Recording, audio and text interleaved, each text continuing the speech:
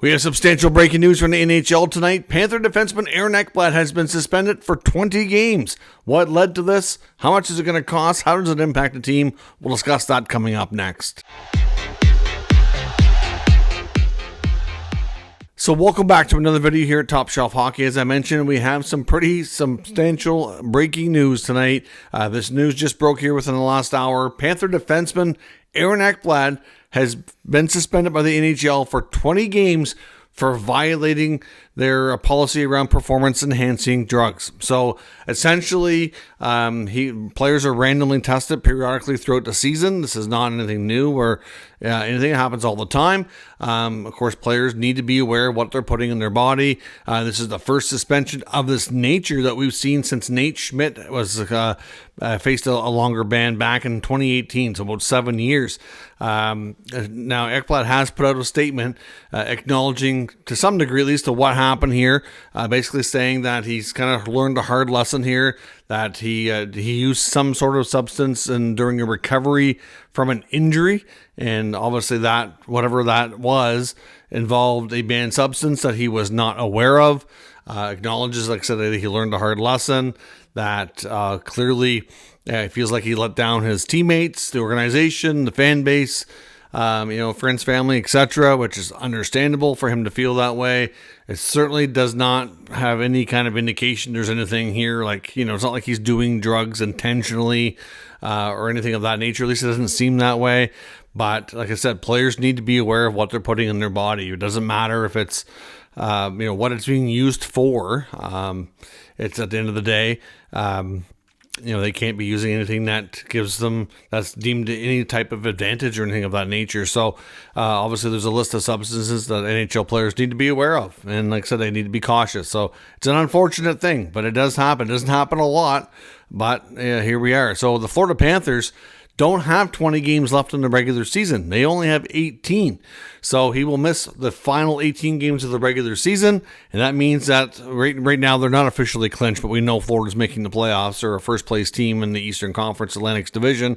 At the very least, they'll be first or second.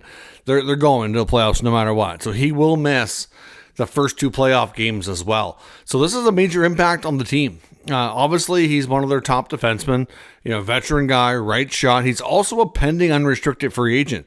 So, this could impact whether or not he re-signs in Florida. It could impact what his overall value is, because it's going to, involve him missing a lot of time. Clearly, with the 18 games left in the regular season, he's going to miss at least, I'm not sure what the math is going to be, but it's probably at least a couple $100,000 in income. The way his contract was structured this year, he's got a $7 million cap hit, but I believe it's $3 million of a bonus, $4 million as a salary.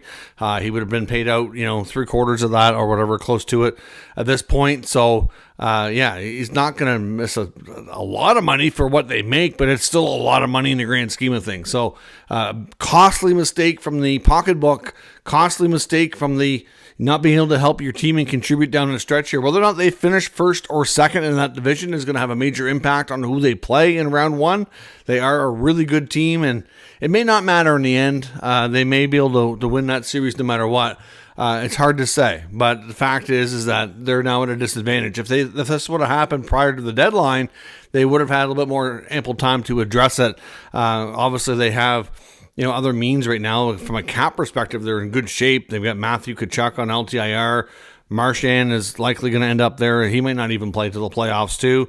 And now you've got Ekblad. So, at the end of the day here, they've got flexibility cap-wise, but the deadline has passed. So if they can find, they can recall players and do what they can, but anybody that comes onto the roster outside of the organization wouldn't be eligible for playoffs. So you're not really going to, that's why you don't see trades after the deadline.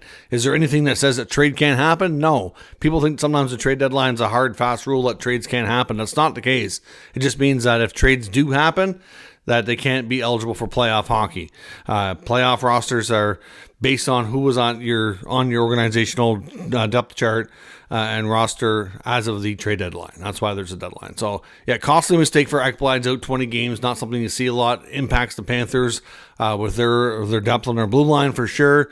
Like I said, it could impact where they finish in the standings, could impact who they play in the first round of the playoffs, and that could mean a lot of different things that we don't know of yet. So let me know your thoughts on this news. I'll be back a little bit later with another video recapping the rest of today's news and rumors around the entire NHL. Thanks for watching. I'll catch you next time.